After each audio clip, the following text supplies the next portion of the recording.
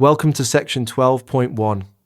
This is the 126th session of the CISSP exam prep series. In this session, we'll look at the mechanisms that harden network traffic. We'll answer several questions. Why does the base protocol suite need extra protection? How do old dial-up protocols still shape authentication today? What is the difference between PAP, CHAP, and EAP? How does 802.1x gate and network link? What does port security really mean? And how does quality of service protect availability? Why does this matter beyond the exam? Because you inherit networks built on protocols that were never designed to be safe. Picture a manufacturing plant with switches in every corner of the floor. Anyone can walk up and plug a laptop into a wall jack. The controls in this session decide whether that laptop gets a warm welcome or a locked door. You are the person who wires that decision into the network itself. Why does the base protocol suite need extra protection? Because the TCP/IP family was built to move data, not to guard it. It is reliable and everywhere, but it carries real security gaps. So over time, engineers bolted on hundreds of extra protocols and mechanisms to cover those gaps. Some protect confidentiality, some protect integrity, and some add authentication and access control. Think of a highway that was paved for speed. Later, someone had to add the guardrails, the lights, and the toll gates. How do old dial-up protocols still shape authentication today? Through the point-to-point protocol, or PPP.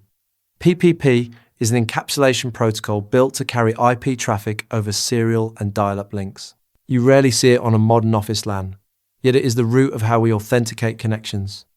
It brought automatic setup, error detection, full duplex traffic, and real authentication options. Picture an old telephone handshake that quietly became the blueprint for logging in everywhere. So what is the difference between PAP, CHAP, and EAP? These are the three authentication options PPP introduced. Think of them as three doors with very different locks. One sends your key in plain view, one never sends the key at all, only proof that you hold it. And one is not a single lock, but a frame that accepts many kinds of locks. Let's walk through each. What is wrong with the password authentication protocol? PAP moves your username and password across the link in clear text. There is no encryption of any kind. It simply carries the logon credentials from the client to the authentication server, fully exposed. Anyone watching the wire reads your password directly. Picture mailing your house key taped to a postcard. That is PAP, and it belongs in the past. How does the challenge handshake authentication protocol improve on that? CHAP never sends the password across the link. The server issues a random challenge number. The client combines that number with the password hash and returns a computed response. Because the challenge changes each time, a captured response cannot be replayed. CHAP also rechecks identity quietly throughout the session, and the user never notices. Its weakness is age. The original relies on the MD5 hash and is no longer considered secure, so the Microsoft version 2 variant, with stronger algorithms and optional session encryption, is preferred. What makes the extensible authentication protocol different? EAP is not one protocol at all. It is a framework that lets you plug in the authentication method you want. That means smart cards, hardware tokens, biometrics, or certificates can all ride inside the same structure. Some methods encrypt, and some do not, so the choice of method matters. Over 40 variants exist. A few worth knowing include the Cisco Leap option, now a legacy method to avoid, and PEEP, which wraps EAP inside a TLS tunnel for its own protection and mutual authentication. Others include EAP TLS, strongest when both sides hold digital certificates, and EAP TLS, which hides even the username. Think of EAP as an empty lock housing. You decide which cylinder to drop in. How does 802.1x gate a network link? It uses that same EAP structure to guard a port. Its formal name is Port-Based Network Access Control. And here a port means any network link, not just a physical jack. A device cannot talk to anything on the far side until it authenticates. On wireless, 802.1x acts as a proxy, forwarding each request to a central authentication server. Remember the exam trap. 802.1x is not a wireless technology. It is an authentication technology usable on switches, routers, firewalls, VPN gateways, and remote access servers. Its weak spot is timing, since it checks only when the connection is first made. So pair it with periodic re-authentication and session encryption. What does port security really mean? The term carries three separate meanings, and the exam expects you to hold all three. First, physical control of the connection points, so locking wiring closets, disabling unused wall jacks, and using smart patch panels that notice when a device is swapped. Second, management of the logical TCP and UDP ports, where an active service opens a port and every unused port stays closed, and firewalls can blunt the port scans that hunt for open ones. Third, authenticating to a port before you may pass traffic through it, which is simply 802.1x again. Picture a building with locked doors, sealed mail slots, and a guard checking badges. Same word, 3 layers. How does quality of service protect availability? Quality of service manages the performance of network communications under load. Most admins file it under performance, not security, but availability is one leg of the core triad. It watches metrics like bandwidth, latency, jitter, packet loss, throughput, and signal-to-noise ratio. Then it reshapes traffic, prioritizing time-sensitive flows like VoIP and throttling the rest. Picture a busy hospital hallway where staff carrying urgent supplies get the clear lane while routine carts wait. Keep the critical communications flowing, and you have protected availability. One more idea threads through all of this.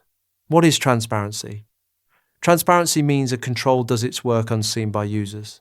The less visible a mechanism is, the less likely someone can dodge it, or even realize it exists, and the smaller its drag on performance. Think of a good referee whose calls are fair, but who never becomes the story of the game.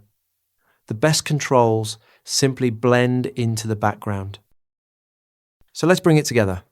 The TCP/IP suite moves data, but needs bolted-on protection. PPP gave us the authentication routes, from cleartext PAP to challenge-based CHAP to the flexible EAP framework and its many methods. 802. 1x uses EAP to lock down any port, and port security spans physical, logical, and authentication layers. Quality of service guards availability by shaping traffic, and transparency keeps strong controls quietly out of the way. Master these, and you can defend traffic the base protocols leave exposed. The MCQs covering all the topics and concepts from this session are available on RooCloud.com. Practice the chapter-specific MCQs before moving on to the next session.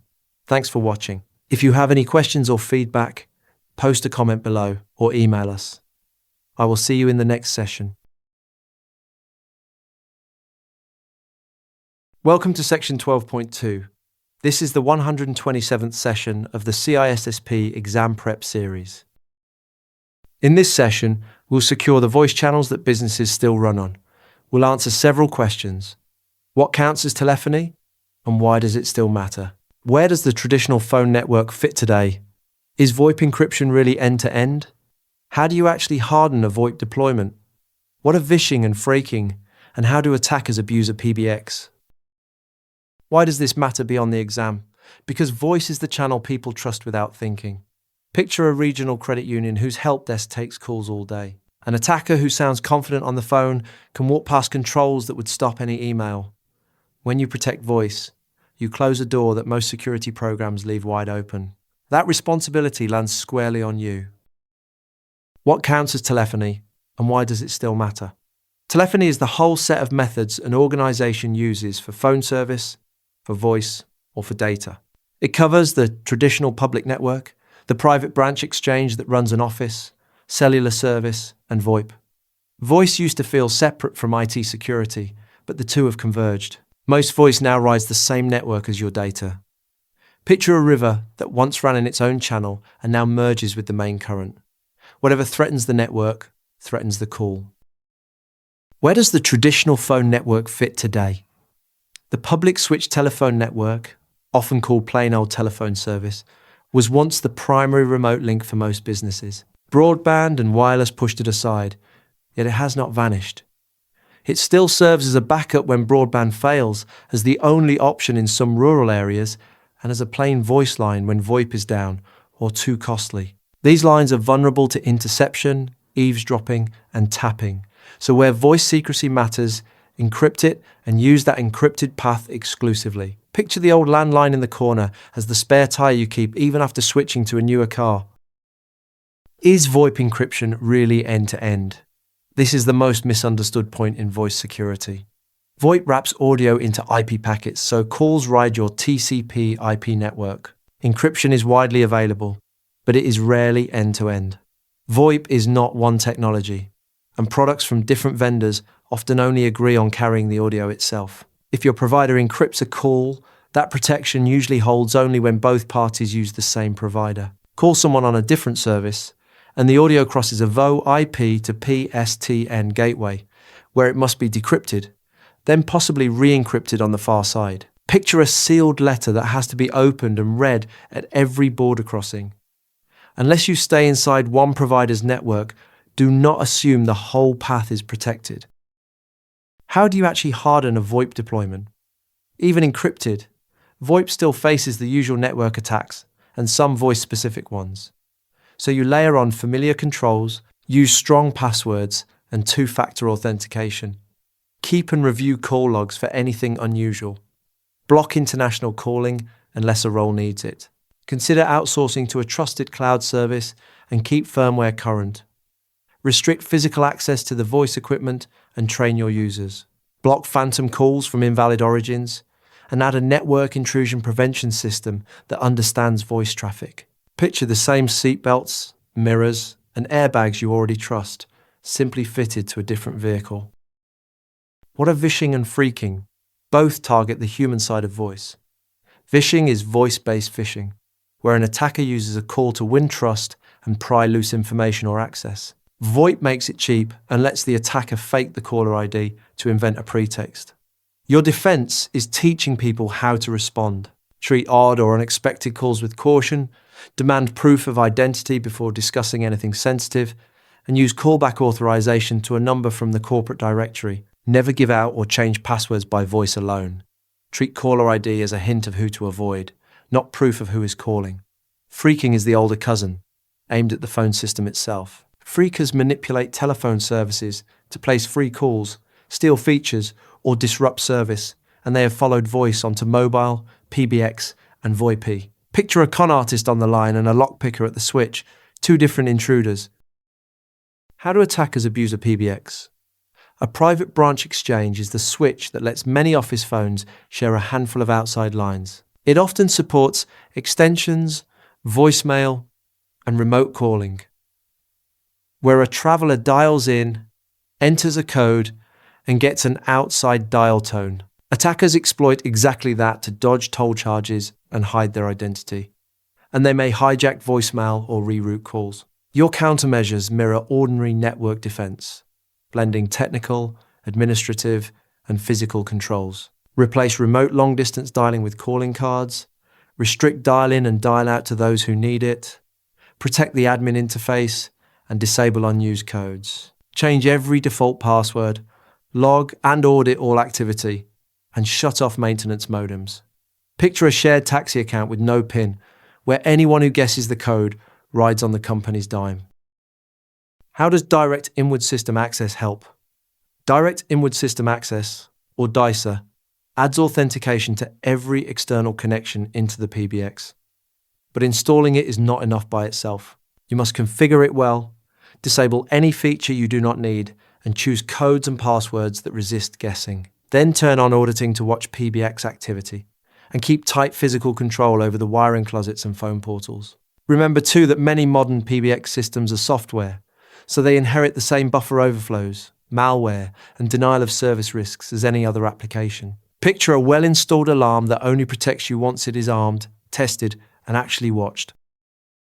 So let's bring it together.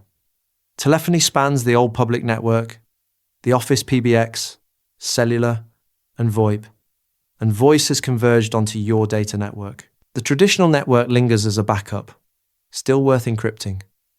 VoIP encryption is rarely end-to-end, so harden it with familiar layered controls. Vishing and phreaking attack the human and the system, and PBX abuse steals tolls and identities unless you lock it down and add DSA. Protect voice as deliberately as you protect data, because attackers count on you forgetting it. The MCQs covering all the topics and concepts from this session are available on RooCloud.com. Practice the chapter-specific MCQs before moving on to the next session. Thanks for watching. If you have any questions or feedback, post a comment below or email us. I will see you in the next session. Welcome to Section 12.3. This is the 128th session of the CISSP Exam Prep series. In this session, we'll manage the risk that comes with working from anywhere. We'll answer several questions. What does remote access actually mean? What are the main remote access techniques? What new risks does remote access invite? What belongs in a remote access security policy? And how do administrators use remote access to run the network itself? Why does this matter beyond the exam? Because your network no longer stops at the office walls. Picture a design firm where staff log in from home, from cafes, and from airport lounges. Every one of those sessions extends your trusted network to a place you do not control. Managing that reach, without letting it become an open door, is one of your core duties. What does remote access actually mean? It is the ability of a distant client to open a communication session with your network. It takes many forms. Someone tunnels in over the internet through a VPN, connects to a wireless access point, or reaches a virtual desktop through a thin client. Others use remote desktop to a machine at the office, spin up a cloud-based virtual desktop, or dial a modem into a remote access server. In some of these, the client does the work locally. In others, all the computing happens on a central system, and the remote device is just a window. Picture a colleague reaching into the building through a long, secure hallway rather than walking through the front lobby. What are the main remote access techniques? Think of three broad patterns. Service-specific access lets a user reach just one service remotely, such as email, and nothing more. Remote control access hands a user full command of a distant machine, as if its monitor and keyboard were right in front of them. Remote node operation is when the client makes a direct connection to the LAN over VPN, wireless, or dial-up, and behaves like any other machine on the network. Picture three ways into a warehouse: a single delivery slot, a full drive-in bay, and a badge that makes you a regular on the floor. What new risks does remote access invite? It quietly erodes the value of your physical security. Once anyone can reach in from outside, locked doors matter less. Remote machines may be less secure, less patched, and easier to steal, and they can carry malware straight into the LAN. They are harder to troubleshoot and sometimes harder to update over slow links. So you set firm rules. Authenticate remote users stringently, grant access only to those whose work truly requires it, and protect every session with strong encryption for both the credentials and the data. Picture inviting guests into your home. The moment you hand out keys, the strength of your front door lock counts for far less. What belongs in a remote access security policy? 4 areas anchor it. First, the connectivity technology.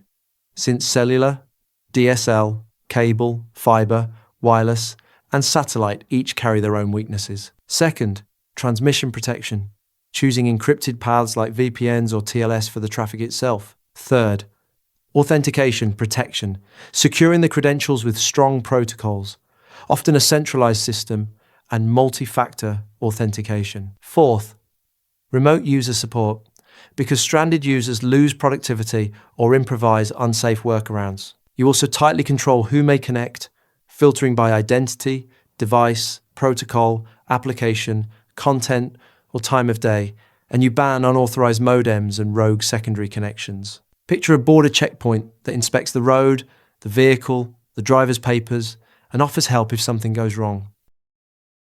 How do administrators use remote access to run the network itself? Remote access is not only for general staff. It is how administrators manage the infrastructure from off-site. They handle configuration management, pushing changes to routers, switches, and firewalls. They perform monitoring and analysis, watching metrics and logs for trouble. They do troubleshooting and diagnostics, run security management of policies and access controls, and take care of user account management. They also deliver software updates and patches, run backup and recovery, and enforce policy compliance across the estate. Each of these needs its own security requirements written into the organizational policy. Picture a building superintendent with a secure remote console that lets them run the whole facility without ever being on site. So let's bring it together.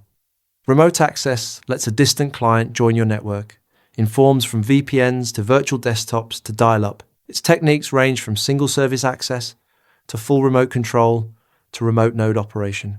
It erodes physical security and drags in real risks. So you authenticate hard, limit who connects, and encrypt everything. A solid policy covers connectivity, transmission, authentication, and user support. And administrators lean on the same channel to run the network itself, which must be governed just as carefully. Extend your reach on purpose, never by accident. The MCQs covering all the topics and concepts from this session are available on RooCloud.com. Practice the chapter-specific MCQs before moving on to the next session. Thanks for watching. If you have any questions or feedback, post a comment below or email us. I will see you in the next session. Welcome to Section 12.4. This is the 129th session of the CISSP Exam Prep series. In this session, we'll secure the tools that let scattered teams work as one. We'll answer several questions. What is multimedia collaboration? What does a conferencing room really add? What questions must you ask before adopting any meeting platform? And why is instant messaging riskier than it looks? Why does this matter beyond the exam? Because collaboration tools spread through an organization faster than security can review them. Picture a marketing team that adopts a slick new video app over a weekend without telling anyone. By Monday, client data is flowing through a service no one vetted. Deciding which of these tools you can trust and on what terms is squarely your job. What is multimedia collaboration? It is the use of rich communication tools to help people work together across distance and even across time zones. It blends email, chat, voice, video, whiteboards, shared document editing, real-time file exchange, and version control into one workspace. Working remotely is never an excuse to relax security. So whatever service you choose, hold it against your security policy. Confirm that connections are encrypted, that strong multi-factor authentication is in use, and that the hosting organization can review activity logs. Picture a shared workshop where every visiting craftsman still has to sign in and follow the house rules. What does a dedicated conferencing room really add? Online conferencing became essential when large numbers of people suddenly had to work from home. Even with many back in the office, the demand for high-quality remote meetings has stayed. Some organizations answer it with a purpose-built conferencing room, a dedicated physical space wired for video meetings. These rooms carry large displays, high-quality cameras and microphones, good sound, and touchscreen controls for the room and its lighting. They are part of a broader move toward technology-enabled meeting spaces that make virtual collaboration feel immersive. Picture a modern cockpit built for one job, flying a meeting smoothly for everyone on both ends. What questions must you ask before adopting any meeting platform? Every remote meeting service, whatever its label, carries security implications you must weigh before deployment. So run through a checklist. Does it use strong authentication? Does traffic cross an open protocol or an encrypted tunnel? And is that encryption end-to-end or only to the central server? Can content truly be deleted? And are user activities audited and logged? Can outsiders slip into a private meeting or inject voice, video, or files uninvited? Does it push advertising you cannot disable? And what does it track and why? And if sessions are recorded, who can reach, export, and share those recordings? Picture a rental agreement you read line by line before signing, not after. Why is instant messaging riskier than it looks? Instant messaging feels casual, and that is exactly the danger. It offers real-time text, often with file transfer and voice or video added on. Some tools run peer-to-peer and some through a central server, and both are easy for staff to adopt but hard for the organization to govern, because they may lack basic security controls. Chat is prone to packet sniffing and eavesdropping, frequently ships without multi-factor authentication or encryption, and offers little privacy. File transfer can smuggle in malicious code, and users fall for social engineering, revealing passwords, personal data, or intellectual property. So when choosing any collaboration product, weigh who controls it and how strong its logging, authentication, and encryption really are. Picture an unlocked side door that everyone uses because it is convenient, while the main entrance stands guarded. So let's bring it together. Multimedia Collaboration fuses many communication tools so distant teams can work as one, but every service must clear your security policy first. Dedicated conferencing rooms raise the quality of remote meetings, and any platform demands a hard checklist on authentication, encryption, deletion, auditing, and recordings. Instant messaging looks harmless, yet often lacks the basics. So judge each tool by its control, logging, and encryption. Enable people to collaborate freely, but only through channels you can actually trust. The MCQs covering all the topics and concepts from this session are available on RooCloud.com. Practice the chapter-specific MCQs before moving on to the next session. Thanks for watching. If you have any questions or feedback, post a comment below or email us. I will see you in the next session. Welcome to section 12.5. This is the 130th session of the CISSP exam prep series. In this session, we'll keep a network healthy through watching and steering it. We'll answer several questions. What is network observability? How does traffic shaping keep things flowing? What does capacity management plan for? And how does fault detection limit downtime? Why does this matter beyond the exam? Because a network that no one is watching fails quietly until it fails loudly. Picture an online retailer on its busiest sales day, with traffic climbing by the minute. The team that sees the strain early can steer around it. The team that is blind to it watches the checkout page collapse. Keeping that visibility is part of protecting availability, and that falls to you. What is network observability? It is the ability to understand what is happening inside your network by gathering and reading the right data. You collect metrics, logs, and traces, then piece them together to see how each component is really performing. The goal is clear visibility, so you can spot trouble early, act on real insight, and tune performance instead of guessing. Picture the instrument panel of an aircraft. Without those gauges, you are flying blind through cloud. How does traffic shaping keep things flowing? Traffic shaping manages how data moves through the network so performance stays smooth and resources are used well. By shaping the flow, you prioritize the traffic that matters most, control how bandwidth is spent, and head off the congestion that creates bottlenecks. Picture a traffic officer at a busy junction, waving the ambulance through while holding back the routine cars. The road never seizes up. What does capacity management plan for?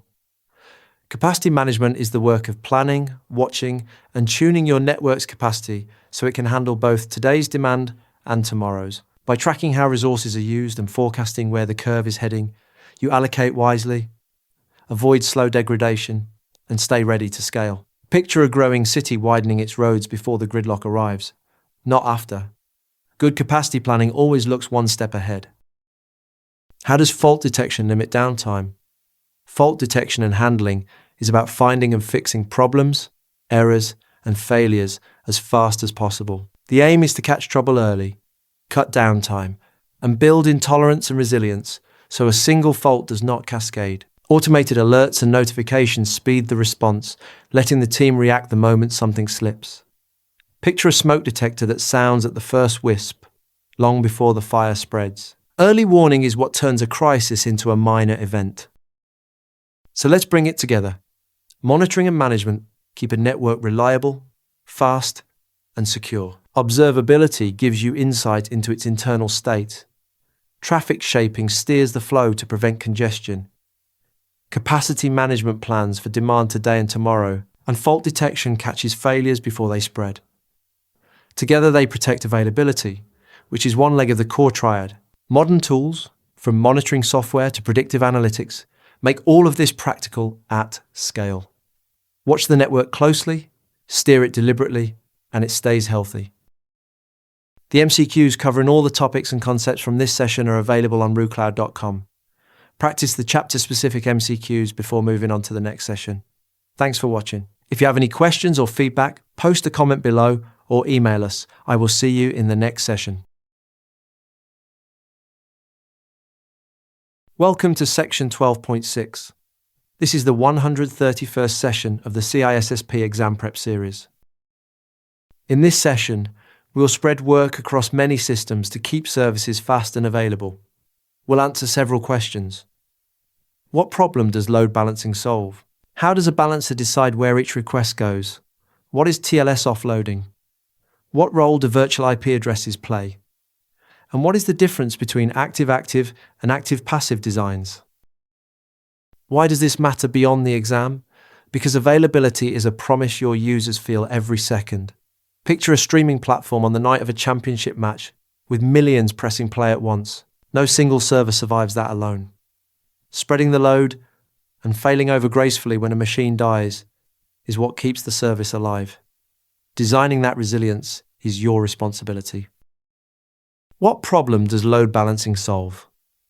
Load balancing makes the best use of your infrastructure by spreading traffic across several links or devices. The payoff is lower response time, higher throughput, less overload, and no single choke point.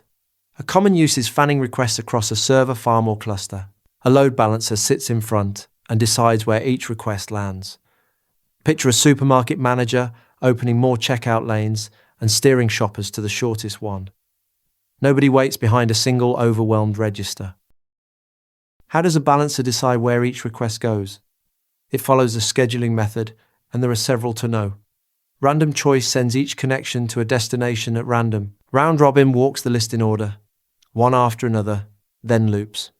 Load monitoring sends the next request to whichever target is least busy right now. Weighted, or preferencing, favors the stronger machines.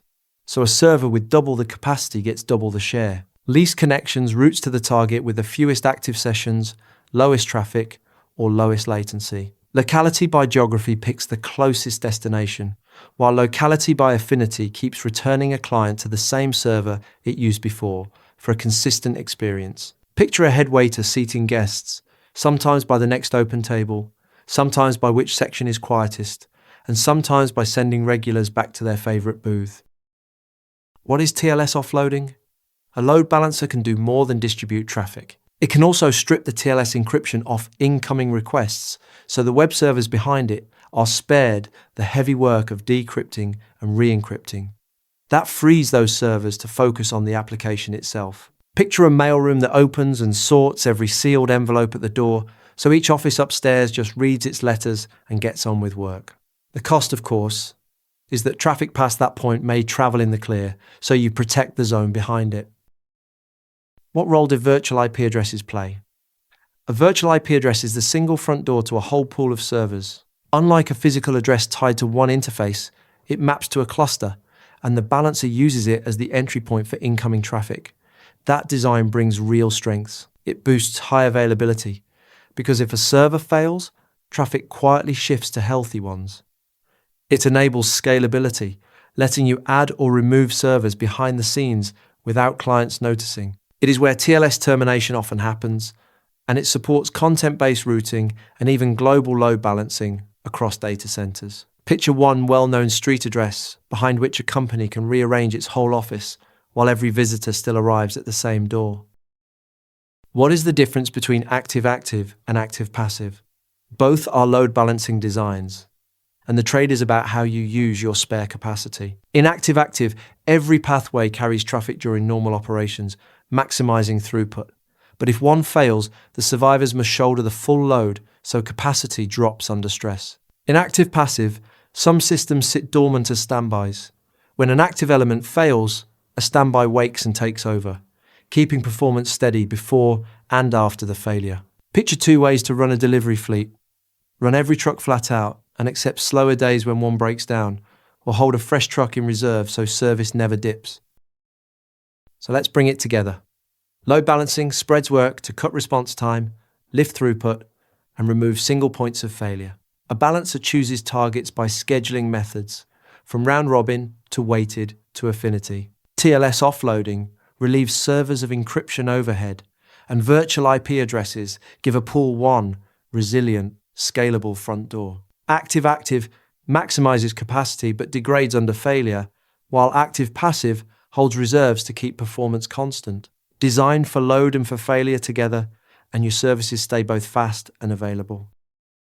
The MCQs covering all the topics and concepts from this session are available on RooCloud.com. Practice the chapter-specific MCQs before moving on to the next session. Thanks for watching. If you have any questions or feedback, post a comment below or email us. I will see you in the next session. Welcome to section 12.7. This is the 132nd session of the CISSP exam prep series. In this session, we'll secure the most exposed service on the internet, email. We'll answer several questions. How does email actually move? What are you trying to achieve when you secure it? What weaknesses come baked in? Which protocols and standards add protection? How do you tame attachments and spam? And why does fax still deserve a mention? Why does this matter beyond the exam? Because email is where most attacks begin. Picture a finance clerk who receives a message that looks exactly like it came from the chief executive, asking for an urgent wire transfer. Everything about it feels routine. The controls in this session are what stand between that message and a very expensive mistake. Building those controls is your job. How does email actually move? A few protocols carry almost all of it. Servers use the Simple Mail Transfer Protocol, or SMTP, to accept messages and relay them onward. Clients then pull mail from their inbox using either the Post Office Protocol version 3 or the Internet Message Access Protocol. When you run an SMTP server, configure strong authentication for both inbound and outbound mail, or you risk becoming an open relay. An open relay accepts and forwards mail without authenticating the sender, and spammers love it, flooding the world by piggybacking on your infrastructure. As relays lock down, attackers pivot to hijacking real accounts through social engineering and password guessing. A hosted, cloud-based email service is one alternative, lending you a major provider's scale and expertise, though it brings its own limits. Picture a post office that stamps and forwards any letter dropped on its counter, no questions asked. That open door is exactly what you close. What are you trying to achieve when you secure email? Basic email delivers messages efficiently but protects nothing. So you add security to reach specific goals. You restrict messages to their intended recipients for confidentiality. You preserve the integrity of the content, authenticate and verify the sender, and provide non-repudiation so a sender cannot deny what they sent. You verify delivery and classify sensitive content. Availability is the hard one, since no method truly guarantees an inbox is reachable, so you compensate with verified delivery and multiple access paths. And like all security, it starts with a policy from management covering acceptable use, access control and privacy, management, and backup and retention. Picture a mailroom with clear rules about who may open what, how long letters are kept, and who is allowed to read over your shoulder. What weaknesses come baked into email? The core protocols carry no native encryption, so messages usually travel as plain text, wide open to interception and eavesdropping. Email is a favorite carrier for viruses, worms, and malicious code, especially when clients auto-render HTML and scripts hidden in a message. Source verification is almost non-existent, so spoofing a sender address is trivial and headers can be forged in transit. Email can even become a weapon. Flood one inbox or server and you get a denial of service, sometimes called mail bombing. A related mess is the mail storm, where a careless reply all cascade, amplified by autoresponders, buries everyone. An unwanted bulk mail, spam, wastes resources, and is hard to stop because its source is usually forged. Picture a mail slot that anyone can stuff with fake letters, hidden explosives, or endless junk. Which protocols and standards add protection? Think of two groups. First, message level protection. Secure MIME uses digital certificates and public key encryption to sign and encrypt messages, giving you integrity, authentication, non-repudiation, and confidentiality. Pretty Good Privacy is a peer-to-peer public and private key system that has become a de facto standard for encrypting mail. Second, sender and domain authentication that fights spoofing. DKIM lets a receiving server confirm a message really was authorized by the claimed domain.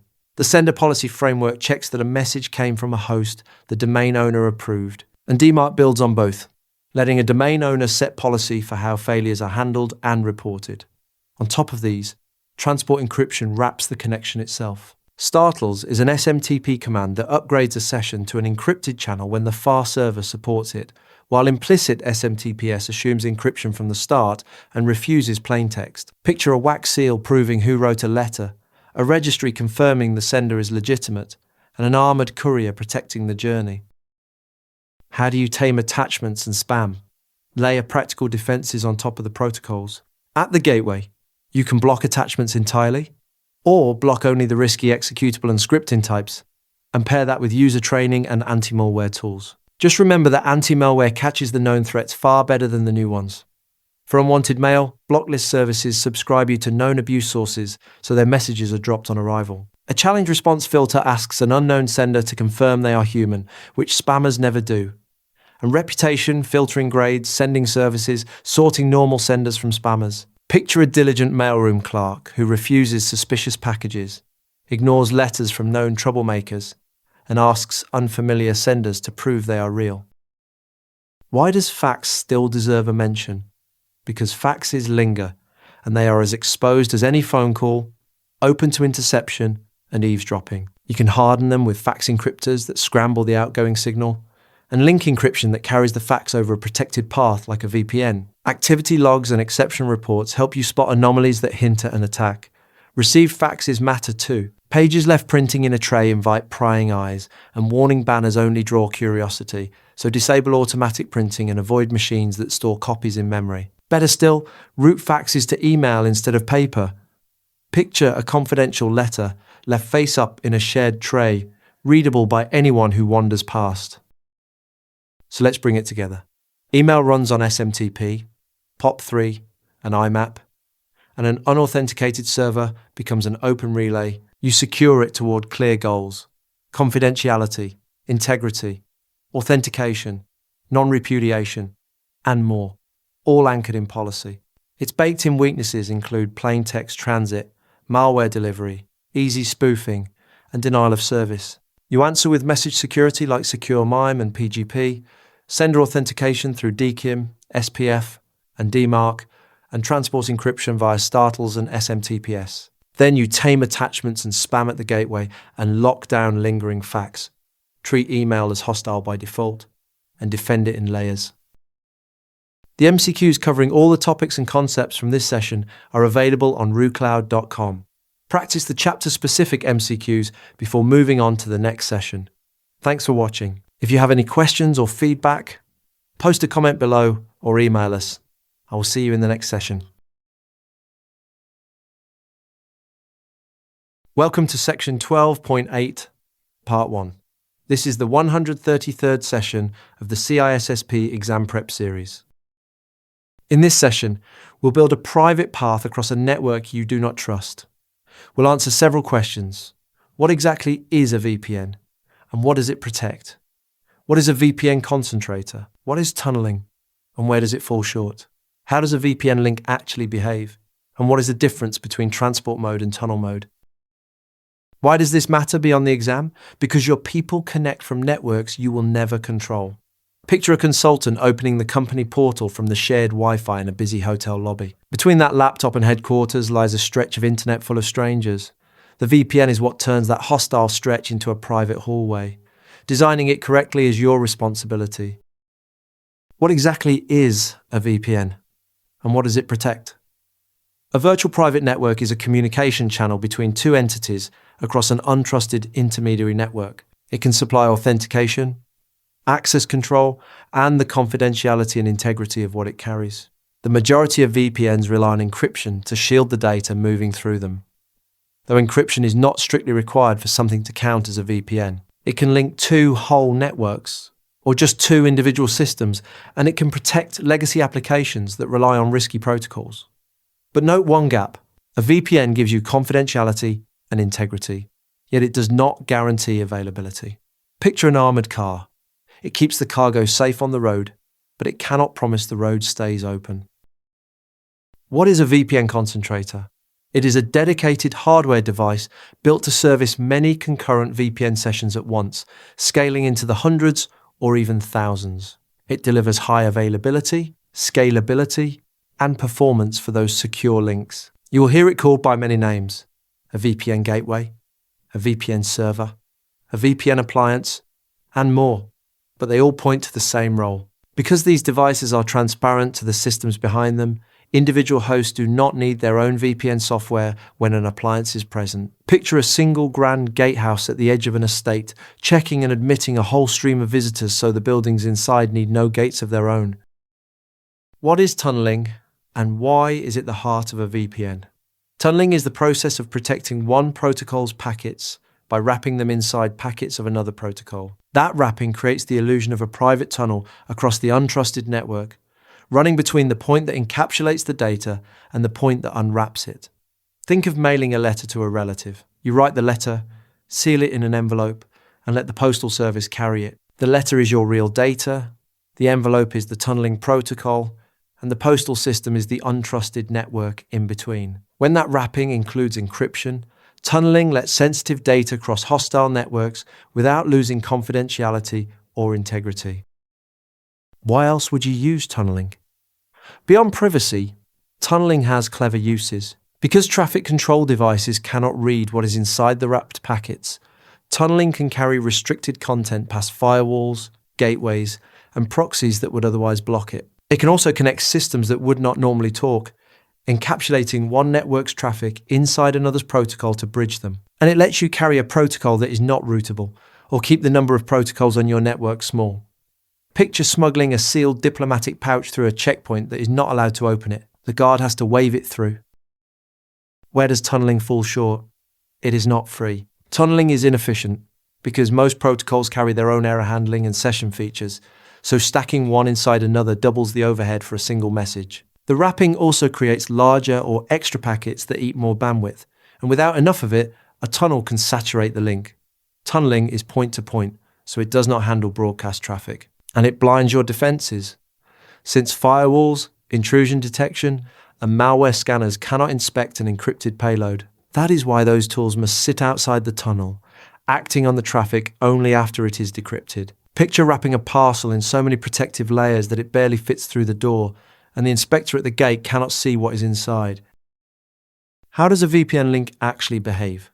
Once established, a VPN link acts almost exactly like a direct cable to the LAN. It can run over any underlying connection: a wired LAN, wireless, dial-up, a WAN link, or the internet. The only real difference a user might feel is speed, which depends on the network in between. Over the link, a remote client does the same things and reaches the same resources as if it were plugged in on site. A pattern called remote node operation. One caution stands out. The data is protected only while it is inside the tunnel. The data travels in the clear across the originating LAN, is safeguarded only while it passes between the edge VPN servers, and is left exposed once more after reaching the destination LAN. And using two internet links to build a VPN is often far cheaper than a dedicated leased line. Picture a secure shuttle between two office buildings. You are guarded on the shuttle, but not while walking across either lobby. What is the difference between transport mode and tunnel mode? A VPN can run in two modes, and the distinction turns on what gets encrypted. In transport mode, the link is anchored at the individual hosts, and only the payload is encrypted while the original header stays visible. That makes it a host-to-host, end-to-end encrypted connection, best used within a trusted network between specific systems. In tunnel mode, the link is anchored at the VPN devices on the network boundaries, and the entire original packet, header, and all is encapsulated and given a fresh header. Tunnel mode is what you use to cross untrusted networks, whether joining two sites together or letting distant clients reach the office. Picture two ways to send a valuable. Transport mode locks the contents but leaves the address label readable. Tunnel mode seals the whole package inside a new outer box. So let's bring it together. A VPN is a private channel across an untrusted network, giving you confidentiality and integrity, but never guaranteed availability. A concentrator scales those connections at the border, transparently. Tunneling is the mechanism, wrapping one protocol inside another, powerful for privacy and bypass, but costly in overhead and blind to inspection. A VPN link behaves like a direct LAN cable. yet protects data only inside the tunnel. And transport mode encrypts just the payload for host-to-host use, while tunnel mode wraps the entire packet to cross untrusted ground. Hold these foundations, and Part 2 will build cleanly on top. The MCQs covering all the topics and concepts from this session are available on RooCloud.com. Practice the chapter-specific MCQs before moving on to the next session. Thanks for watching. If you have any questions or feedback, post a comment below or email us. I will see you in the next session. Welcome to Section 12.8, Part 2. This is the 134th session of the CISSP Exam Prep series. This part carries on from where the last one left off, moving from tunnel behavior into the protocols that actually carry a VPN. In this session, we'll look at how a VPN is configured and what it runs on. When should a tunnel stay connected on its own? What is the difference between a split tunnel and a full tunnel? And which protocols are used to build a VPN, from the oldest to the current standard? Why does this matter beyond the exam? Because the protocol you pick decides whether remote traffic is truly protected. Imagine a field engineer connecting from an airport lounge to reach a manufacturing plant's controllers. Choose an obsolete protocol or a leaky tunnel setting, and you have handed an attacker a seat inside the plant. Your job is to make those choices deliberately, not accept whatever the vendor ships by default. When should a VPN stay connected on its own? That is the idea behind an always-on VPN. It tries to reconnect automatically every time a network link comes up, so protection never waits for a human to click connect. You mostly see this on phones and laptops that roam. You can even tune it to trigger only on wireless links or only on public internet links. Since any open link is risky, an always-on setup guarantees the secure channel is up before you touch a single online resource. What is the difference between a split tunnel and a full tunnel? A split tunnel lets the connected device reach both your corporate network and the open internet at the same time. That sounds convenient, but it is usually a security risk. Once the device is trusted on the internal network, its traffic often skips your filtering, so that open side door becomes an easy path for malware or data theft. A full tunnel sends everything back through your network first, then out through your own proxy or firewall. Think of a split tunnel as a house with a second unguarded door, while a full tunnel forces every visitor through the front gate. So which protocols actually build a VPN? There is a small family you should recognize. The older point-to-point tunneling protocol, the Layer 2 tunneling protocol, Secure Shell, OpenVPN, and IPsec. Each one wraps your traffic differently, and they range from obsolete to today's standard. Let's walk through them one at a time so you know where each fits. What is point-to-point tunneling protocol? It is an old encapsulation protocol grown out of dial-up networking, running at Layer 2 on IP networks over TCP port 1723. Its weak spot is the setup phase. The initial tunnel negotiation is not encrypted, so the packets that establish the session, including addresses and hash credentials, can be captured by a third party. Most current use leans on the Microsoft variant, which adds session encryption and stronger authentication. Treat this one as a legacy option that many systems still support, but you should avoid for new work. What is Layer 2 tunneling protocol?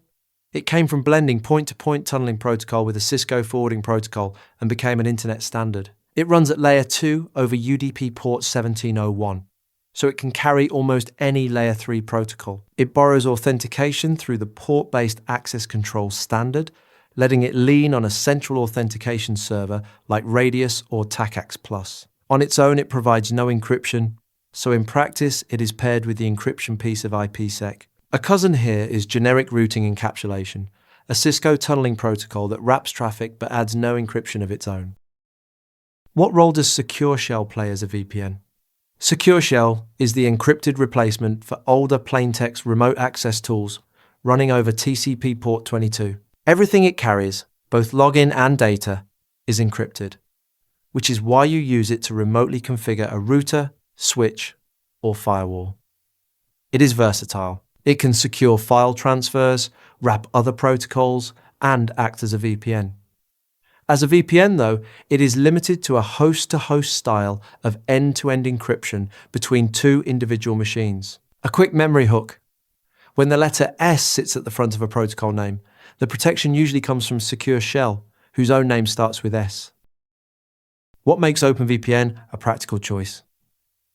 OpenVPN is built on the same transport layer security that protects secure websites, so it pairs strong protection with easy setup. It is open source and can authenticate with either shared passwords or certificates. Many wireless access points support it natively, which means a home or office access point can serve as a VPN gateway without extra hardware. Think of it as the friendly, well-documented option when you want solid security without a heavy configuration burden. What is IPsec, and why is it the heavyweight of the group? IPsec is a set of security extensions for IP added onto the older IP version and built into the newer one. It works only on IP networks and delivers both authenticated identity and encrypted data, which is why it is the go-to for site-to-site and host-to-host tunnels. Here is the key exam point. It is not one protocol, but a toolbox of them working together. Picture a security team where each member has one job.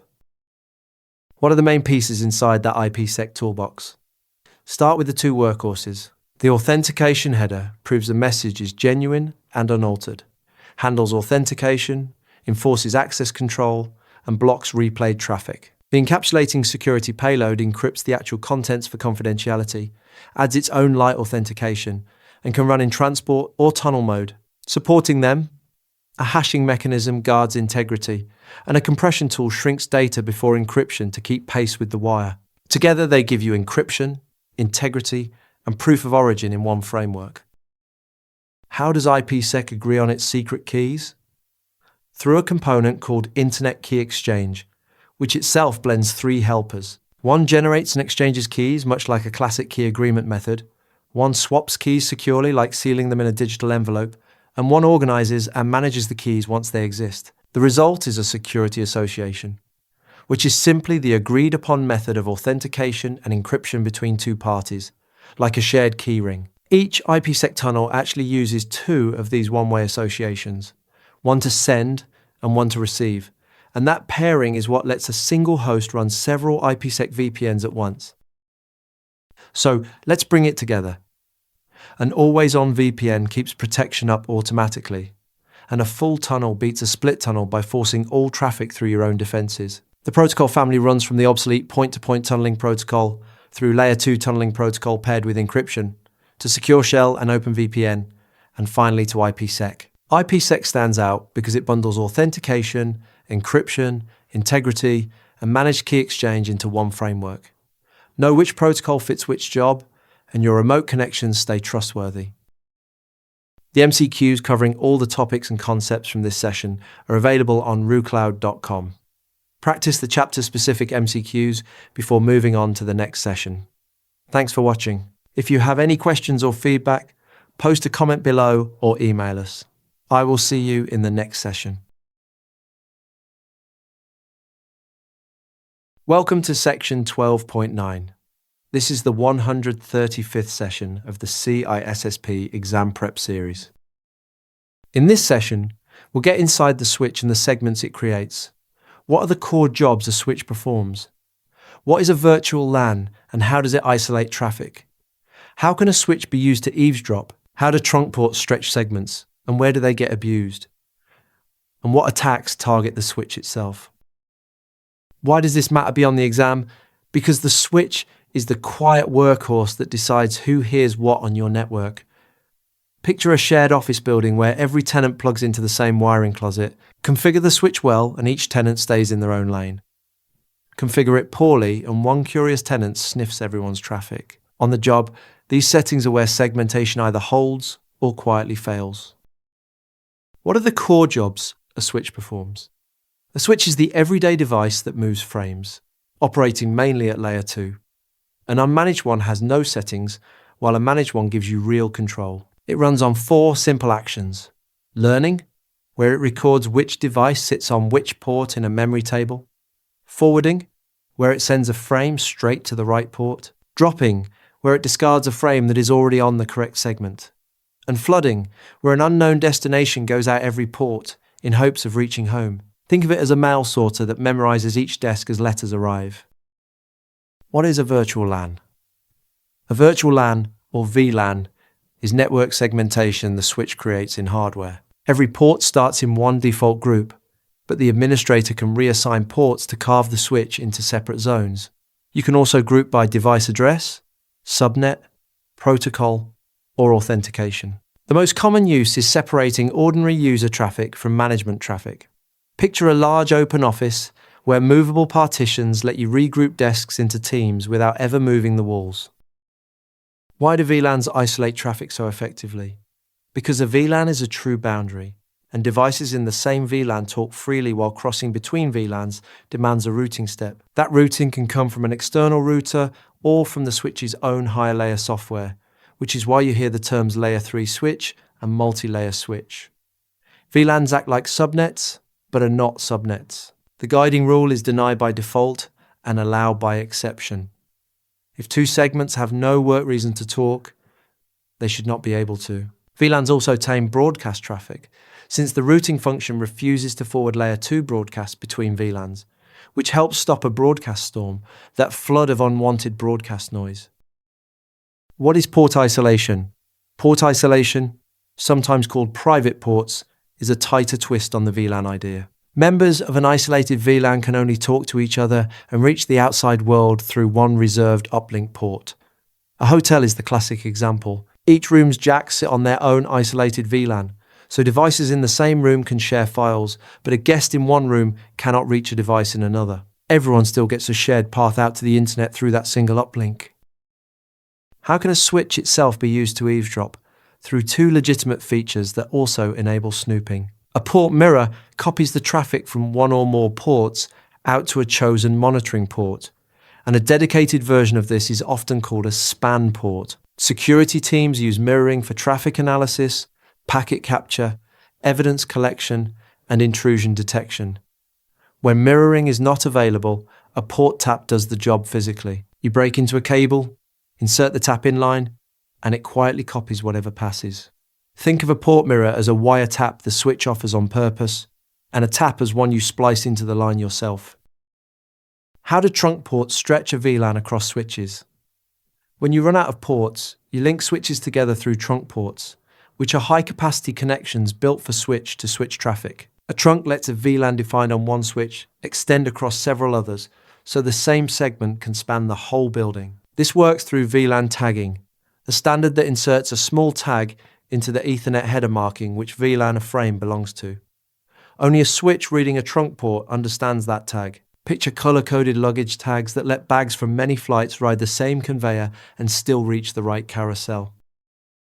How do attackers abuse VLAN tagging? Through an attack called VLAN hopping.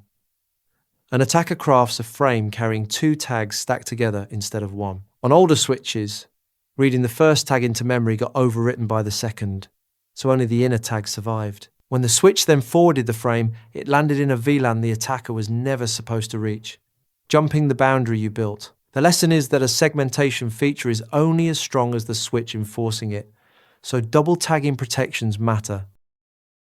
What is a MAC flooding attack? It abuses the switch's learning function on purpose.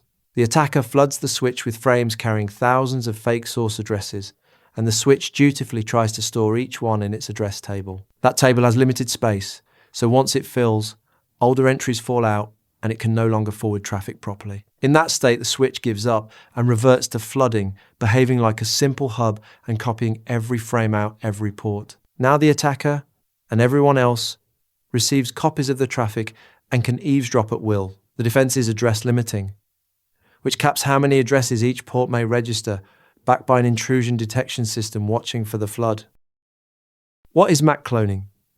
Every device is supposed to carry a unique hardware address, and two identical ones on the same segment cause a conflict. But that address is easy to change in software, so an attacker can watch the network, note an address already in use, and spoof it onto their own machine. This lets them impersonate a trusted device to slip past port security or address filtering, the control that only admits devices on an approved list. Your countermeasures are smart switches and an intrusion detection system that flag odd address behavior, plus a maintained inventory of every device and its real address, so a rogue one stands out immediately. So let's bring it together. A switch runs on 4 actions. learning, forwarding, dropping, and flooding. And a managed one lets you build VLANs. VLANs and port isolation segment traffic under-deny by default, while port mirrors and taps let you watch it. Trunk ports and VLAN tagging stretch segments across switches, but tagging opens the door to VLAN hopping. MAC flooding forces a switch into hub-like flooding, and MAC cloning impersonates trusted devices. Lock these down with address limiting, filtering, and a solid inventory. The MCQs covering all the topics and concepts from this session are available on RooCloud.com. Practice the chapter-specific MCQs before moving on to the next session. Thanks for watching. If you have any questions or feedback, post a comment below or email us. I will see you in the next session. Welcome to section 12.10. This is the 136th session of the CISSP Exam Prep series. In this session, we'll unpack how private networks reach the internet without exposing themselves. What problem does network address translation solve? How does one public address serve a whole office? Which private address ranges make it work? And what related addresses should you never confuse with them? Why does this matter beyond the exam? Because translation is what lets thousands of internal machines share a handful of public addresses while staying hidden. Imagine a startup with 200 employees behind a single leased address. Get the translation right and outsiders see one anonymous doorway.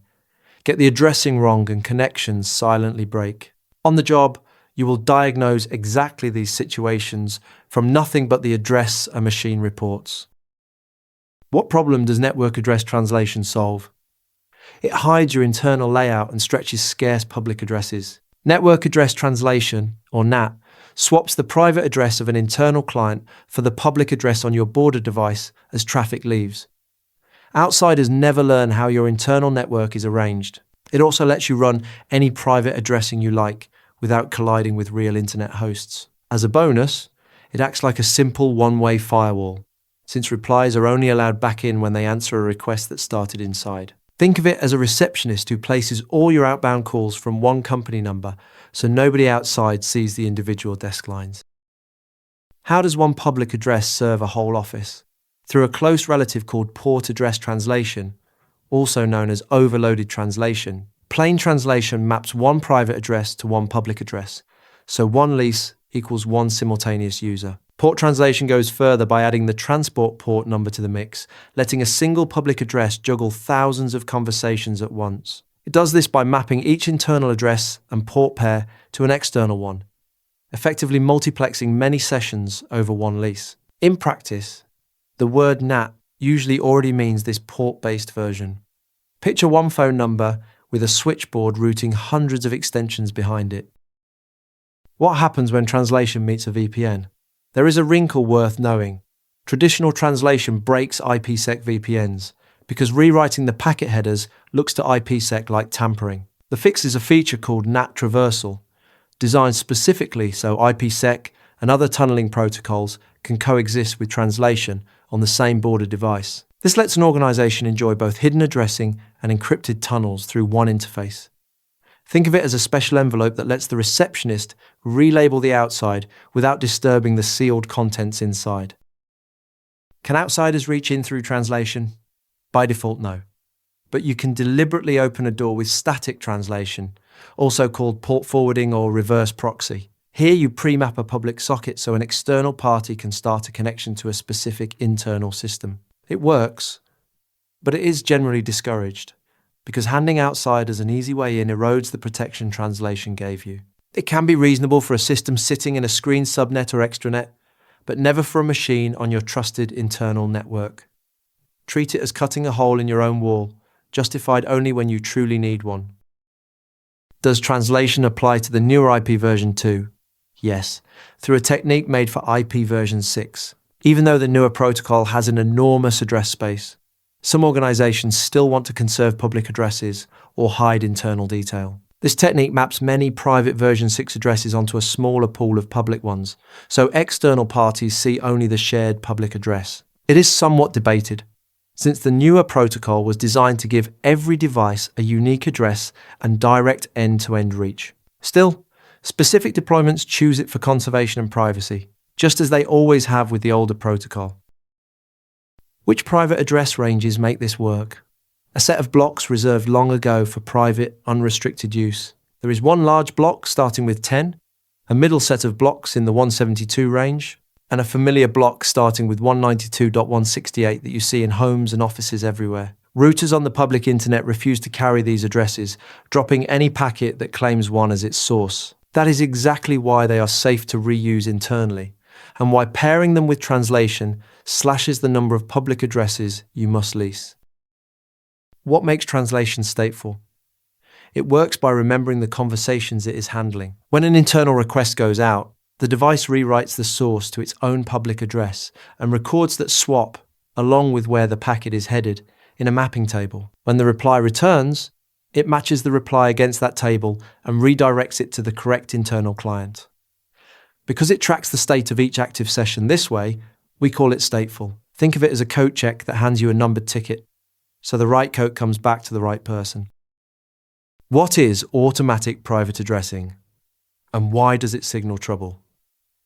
It is a fallback that kicks in when a client asks for an address and the assignment server does not answer. The machine gives itself an address from a special self-assigned range with a standard mask, which only lets it talk to other stranded machines on the same segment, never across a router. It is a Windows behavior and is not really a security control. But it is a useful clue. If you spot a device wearing one of these self-assigned addresses, something upstream failed. It might be a dead cable or a downed assignment server, or it could be an attack against that server. What is the loopback address, and why keep it separate in your mind? It is a purely software address that a system uses to talk to itself over the network stack. The whole range beginning with 127 is reserved for this, though in practice one specific address does all the work. It exists so you can test local networking even when the physical hardware or drivers are missing or broken. The exam wants you to keep three things distinct at a glance. A real public address, a private reserved address, and this loopback address are all different animals, and confusing them is a classic trap. So let's bring it together. Network address translation hides your internal layout and lets private addresses reach the internet, while its port-based form lets one public address serve thousands of sessions. NAT traversal reconciles it with IPsec VPNs. Static mapping opens a controlled inbound door. And the technique extends to the newer IP version too. The private ranges are reserved and unroutable. Translation is stateful because it tracks sessions, and you must never confuse self-assigned or loopback addresses with them. Read an address correctly, and you can diagnose a network at a glance. The MCQs covering all the topics and concepts from this session are available on RooCloud.com. Practice the chapter-specific MCQs before moving on to the next session. Thanks for watching. If you have any questions or feedback, post a comment below or email us. I will see you in the next session. Welcome to section 12.11. This is the 137th session of the CISSP Exam Prep series. In this session, we'll examine the risk of wiring your network to someone else's. Why is a direct link between two organizations dangerous? Which documents govern that link before it goes live? What safer alternatives exist to a direct connection? How do cloud services and remote workers fit the same picture? And how do telecom providers and WAN choices shape it? Why does this matter beyond the exam? Because the moment you plug into a partner, their weaknesses become yours. Imagine a regional retailer opening a data link to a logistics vendor to sync shipments. If that vendor is compromised, the attacker now has a paved road into the retailer. On the job, you are the one who insists the paperwork, the risk review, and the safeguards come first, before anyone connects a single cable. Why is a direct link between two organizations dangerous? Because connecting two networks fuses their risks. The instant your environment touches another entity's, their threats and vulnerabilities become shared with yours. A breach on their side can flow straight into yours, and vice versa. That is why any interconnection, physical or virtual, must be planned in careful detail long before the cabling goes in. Think of joining two houses with an open hallway. Now a fire or an intruder in one home threatens both. Which documents govern that link before it goes live? Two agreements bookend the process. It usually opens with a memorandum of understanding, a written statement of shared intent between the parties. It is a formal handshake, not typically a binding legal contract, sometimes called a letter of intent. It then closes with an interconnection security agreement, which is the serious technical document. That agreement spells out the security posture, the risks, and the responsibilities each side carries for guarding the shared path. Picture the memorandum as agreeing to be neighbours and the interconnection agreement as the signed terms for the shared fence and gate. Why run a risk assessment on top of those documents? Because paperwork alone does not surface the actual hazards. A full risk assessment lets you predict problems and put protections in place before anything goes wrong, rather than reacting after an incident. It turns vague trust into a concrete list of what could fail and what you will do about it. The golden rule here is simple. Do not let the excitement or the deadline of a new partnership pressure you into skipping security. Treat every new connection as a survey of the ground before you build on it. What safer alternatives exist to a direct connection? Several, and a direct link is rarely the only option. You can stand up an extranet, hosting shared servers that the partner reaches over a VPN rather than opening your internal network. You can build a shared private cloud between the two parties, so only project-related content ever crosses. Or you can keep all data fully separate and simply use secure email, file sharing, and collaboration tools. Think of these as meeting in a neutral conference room instead of handing over the keys to your building. How do cloud services fit this same picture? A cloud provider is itself a third party, so the same caution applies. As you adopt more cloud services, from fully hosted applications down to raw infrastructure, the connection and interaction with your on-premises equipment deepens. That calls for clear security policies and, where possible, a cloud access security broker, a control point that sits between your users and the cloud to enforce your rules. Treat every cloud you rely on as another organization whose risk you have quietly taken on. Where do remote workers fit? A telecommuter is another flavor of third-party connectivity, since remote access reaches into your internal resources. Allowing it needs clear justification, not just convenience. Where you can, confine remote workers to extranet servers or public-facing systems like email and web, rather than the internal network. It is also wise to hand them company-owned, company-controlled equipment instead of trusting personal devices which you cannot secure and which others in the household might use. Think of it as issuing a badge and a locked laptop rather than letting someone use their own front door key. How do telecom providers and WAN choices shape all this? Because most long-distance links ride on a provider's infrastructure, and that provider is a third party too. Carriers offer leased lines, which are dedicated point-to-point connections, along with label-switched and VPN services that carry your traffic securely over shared infrastructure. A newer, software-driven approach to wide-area networking lets you route traffic dynamically across several links to balance performance and cost. And the hardware in between, the routers, switches, and optimization appliances, needs support from either your team or a specialist vendor. Match the technology and the partner to your real performance, cost, and reliability needs. How do you keep that provider link resilient? By building in redundancy and failover, so a single cut does not take you offline. That can mean multiple carriers or diverse physical paths. So one backhoe through one conduit does not sever everything. Remember that any communication channel serves honest and hostile users alike. So a link built for business can just as easily carry an attack. Third-party connectivity is a manageable risk, but only with deliberate, focused attention rather than an afterthought. So let's bring it together. Wiring into another organization fuses your risks with theirs, so plan every link in advance. Open with a memorandum of understanding, close with an interconnection security agreement, and back both with a full risk assessment. Prefer safer alternatives like an extranet, a shared private cloud, or secure collaboration tools. Treat cloud providers and remote workers as third parties too. Lean on brokers and company equipment, and choose telecom partners and redundant paths that fit your needs. Never let a deadline push security aside. The MCQs covering all the topics and concepts from this session are available on RooCloud.com. Practice the chapter-specific MCQs before moving on to the next session. Thanks for watching. If you have any questions or feedback, post a comment below or email us. I will see you in the next session. Welcome to section 12.12. This is the 138th session of the CISSP Exam Prep series. In this session, we'll compare the two ways data crosses distant networks. What is circuit switching and where does it still live? What is packet switching and why did it take over? How do the two differ side by side? And what is a virtual circuit? Why does this matter beyond the exam? Because the switching model underneath a link shapes both its reliability and its security. Picture a broadcaster sending a live feed between two studios in different cities. One model gives a steady, dedicated pipe. The other shares the road with everyone's traffic. On the job, knowing which model you have tells you where the delays, the failure points, and the eavesdropping risks are likely to appear. What is circuit switching?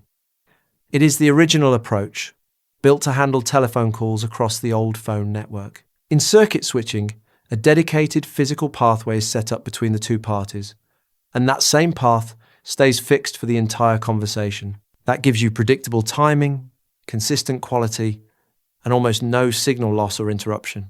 The word permanent applies only within one session though. Once the call ends, the path is released, and the next call may be stitched together from an entirely different route.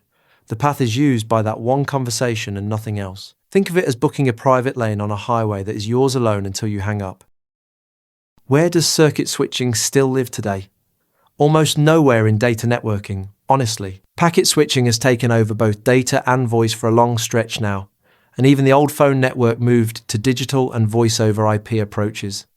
Circuit switching has not vanished entirely, though you still find it running in places like rail yards, irrigation systems, and electrical distribution networks. So treat it as a foundational concept and a historical baseline, not the technology carrying your everyday traffic. What is packet switching?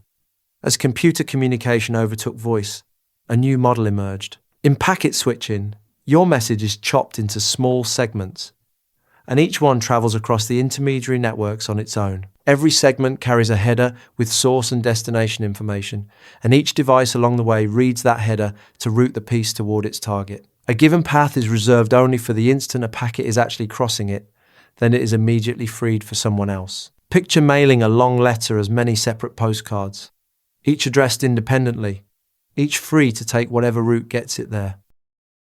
How do the two models differ side by side? They pull in opposite directions. Circuit switching suits constant, steady traffic, while packet switching thrives on bursty traffic. One gives fixed, known delays, the other variable delays.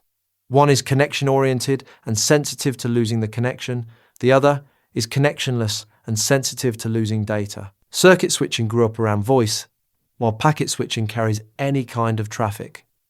There is a security angle too. Because packet switching mixes many senders onto shared physical links, it invites disclosure, corruption, and eavesdropping, so you lean on traffic, isolation, and encryption. Its upside is resilience, since a damaged path can be routed around, where a broken circuit simply drops the call. What is a virtual circuit? It is a logical pathway carved over a packet switch network between two specific endpoints, giving you circuit-like behavior on top of packet plumbing. There are two flavors. A permanent virtual circuit acts like a dedicated leased line that is always defined and waiting, ready to reopen the instant you need it. A switch virtual circuit must be built fresh each time from the best paths available, used, then torn down when you are done. In both, a packet entering one end always arrives at the other, even though individual packets may wander different routes to get there. Think of the permanent one as a walkie-talkie channel that is always tuned in, and the switched one as a radio you must retune for every new conversation. So let's bring it together. Circuit switching dedicates one fixed physical path per conversation, giving steady quality but little flexibility, and it survives mostly in industrial control rather than data. Packet switching breaks messages into independently routed segments, which is why it scales, resists path failures, and now carries nearly everything, though shared links demand isolation and encryption. Virtual circuits lay a circuit-like behavior over packet networks, either always on and permanent or built on demand and switched. Know which model underlies a link, and its strengths and risks become obvious. The MCQs covering all the topics and concepts from this session are available on RooCloud.com. Practice the chapter-specific MCQs before moving on to the next session. Thanks for watching. If you have any questions or feedback, post a comment below or email us. I will see you in the next session. Welcome to section 12.13. This is the 139th session of the CISSP Exam Prep series. In this session, we'll survey the technologies that connect networks across long distances. What splits WAN links into two big families? What is a dedicated line, and where does cable internet fit? What counts as a non-dedicated line? How do you keep a carrier link fault tolerant? And what modern options carry the long haul today? Why does this matter beyond the exam? Because the wide area link is often the fragile thread holding a distributed business together. Picture a company with a headquarters and a dozen remote branches that must all reach a central system. The link technology you choose sets the speed, the cost, and the odds that a single failure isolates a whole site. On the job, you weigh those trade-offs and design the redundancy that keeps everyone connected. What splits WAN links into two big families? A single question. Is the connection always reserved for you, or does it have to be dialed up each time? That divides everything into dedicated and non-dedicated links. Whatever the type, a long-distance link can boost communication but also expose data, so you need solid connection management and encryption, especially over public paths. Think of it as the difference between owning a private road and merging onto a public one whenever you need to travel. What is a dedicated line? It is a connection permanently reserved for one customer, always on and waiting for traffic. Often called a leased line or point-to-point link, it joins two specific endpoints, and only those two, which is why businesses use it to tie multiple locations together as one. Over the years, these range from older telephone carrier circuits at modest speeds up to faster digital services, alongside legacy options that have mostly given way to fiber. Cable internet is a special case that fits neither family cleanly. It is always on, but it links your premises to an internet gateway rather than to another site, making it point to multipoint, and it is shared with your neighbors with privacy preserved by encryption, much like a VPN. Picture a dedicated line as a private bridge between two buildings you own. What counts as a non-dedicated line? Any link that must establish a connection before data can flow, and that can reach any remote system using the same kind of line. Classic dial-up modems are the old example, and digital subscriber line is the modern one, riding the upgraded telephone network to deliver a wide range of consumer speeds. There are several formats of it, each offering different download and upload bandwidth. Think of a non-dedicated line as a phone you pick up and dial only when you actually need to talk, rather than a wire left permanently open. How do you keep a carrier link fault tolerant? By refusing to depend on a single connection. For real fault tolerance, you deploy two redundant links, and for stronger protection, you buy them from two different providers. But check the fine print. If both providers ride the same regional backbone or share a major pipeline, you have not gained much. Even the physical routing out of your building matters, since one disaster or one careless backhoe can cut multiple lines at once. If a full duplicate lease line is too costly, a cheaper non-dedicated connection can still give you partial availability when the primary fails. Think of it as two escape routes that must not funnel through the same doorway. What carries the long haul in the backbone today?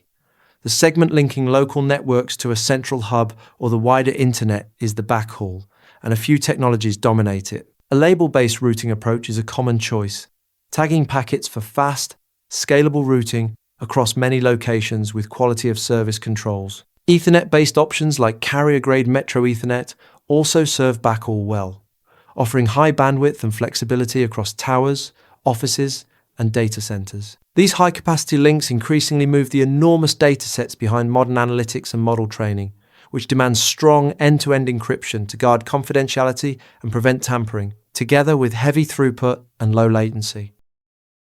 How do you reach places the wires do not? Through the sky.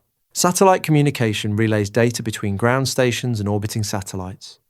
And small terminal technology lets compact remote sites talk to satellites parked over the equator, which is invaluable, where wired options are impractical. Satellite broadband extends internet access to remote or underserved areas through a simple dish. A newer wave of low-orbit satellite networks cuts the delay that plagued the older high-orbit approach, aiming to deliver fast internet almost anywhere on the planet. Think of it as trading buried cable for a line of sight to the sky. What are the fringe and fading options worth knowing? A couple round out the picture. Broadband over power lines pushes high-speed data along existing electrical wiring, an intriguing idea that never spread widely, held back by technical hurdles, regulation, and stronger rivals like cable and fiber. And an older all-digital phone line technology was once meant to replace the traditional phone network, but cable, digital subscriber line, and fiber overtook it. So most of its service has been retired. Know these as context. They show why the market settled on the winners it did, even if you rarely deploy them now. So let's bring it together. WAN links split into dedicated, always reserved connections and non-dedicated ones you establish on demand, with cable internet sitting off to the side as shared point to multipoint. Fault tolerance means truly independent, redundant links, not two that share a backbone. The backbone itself leans on label-based routing and metro Ethernet. Satellite fills the gaps the wires cannot, and older ideas like powerline broadband and legacy digital phone service explain the roads not taken. Match the technology to distance, bandwidth, latency, and budget. The MCQs covering all the topics and concepts from this session are available on RooCloud.com. Practice the chapter-specific MCQs before moving on to the next session. Thanks for watching. If you have any questions or feedback, post a comment below or email us. I will see you in the next session. Welcome to section 12.14. This is the 140th session of the CISSP exam prep series. In this session, we'll look at the fiber standards that carry the Internet's backbone. What are the two big fiber-optic standards? How do they organize speed into levels, and where do they actually get used? Why does this matter beyond the exam? Because the high-speed fiber underneath the carrier's network is what your dedicated links and cloud connections ultimately ride on. Picture a bank stitching together data centers in several cities with a fast, reliable optical backbone. The standard beneath it sets the speed tiers you can lease and the resilience you can count on. Knowing the vocabulary lets you read a carrier's offering and match it to your needs. What are the two big fiber optic standards? There are two closely related high-speed optical standards that do essentially the same job in different regions. One was defined by an international telecommunications body, the other by a North American standards body. Both are mainly physical layer standards, meaning they define the underlying infrastructure and the line speed requirements rather than higher-level behavior. They rely on synchronous time division multiplexing, which lets many streams share the fiber for high-speed two-way communication with very little management overhead. Think of them as two dialects of the same optical language, so alike that engineers often use them interchangeably or together on international routes. How do these standards organize speed into levels? Through a matched hierarchy of signal levels. Each standard has its own naming for the tiers, one using a transport signal or optical carrier label, the other using a transport module label, but the two line up rung for rung. They share a common foundational speed near 51 megabits per second, and each higher tier multiplies that base into progressively faster levels, climbing well into the tens of gigabits. A handy shortcut is that the module numbers on one side run at 1/3 the signal numbers on the other, so the same physical speed carries two different labels. Picture a single staircase where each step has two names painted on it, one for each region. Where do these fiber standards actually get used? In the backbone and in flexible shapes. Both support mesh and ring topologies, which give a carrier multiple paths so traffic can reroute if one span is cut.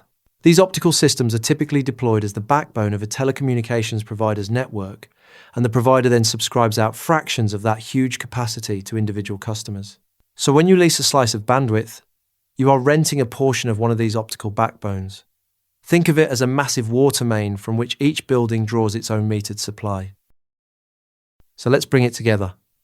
Two closely related optical standards, one international and one North American, define high-speed fiber at the physical layer using synchronous time division multiplexing. They organize speed into a matched hierarchy, sharing a common base rate, with each region labeling the same tiers differently. Both support resilient mesh and ring layouts and serve as carrier backbones whose capacity is subscribed out in fractions. Learn the vocabulary, and a carrier's fiber offering stops being a mystery. The MCQs covering all the topics and concepts from this session are available on RooCloud.com. Practice the chapter-specific MCQs before moving on to the next session. Thanks for watching. If you have any questions or feedback, post a comment below or email us. I will see you in the next session.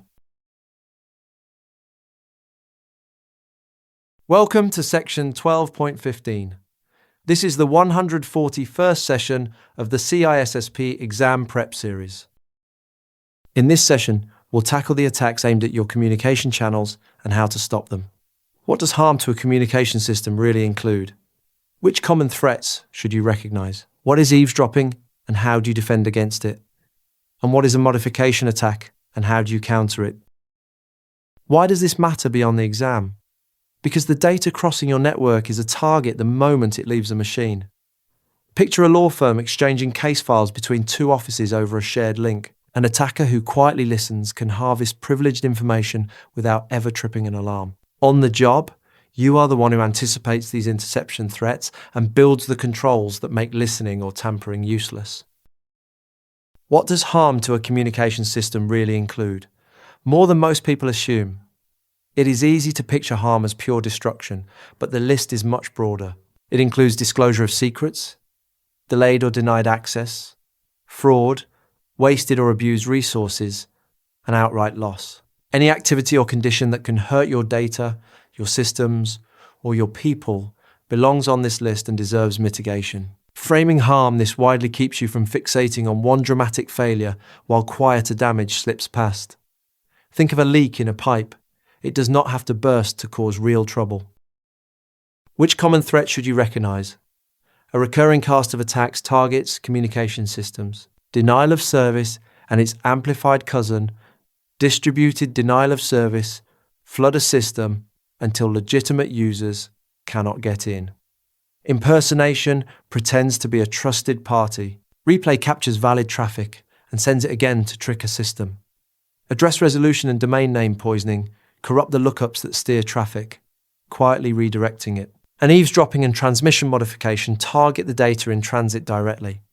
Picture a busy postal route where messages can be blocked, forged, rerouted, copied, or rewritten. Every one of these has a countermeasure, which is exactly the point. What is eavesdropping, and why is it so hard to catch?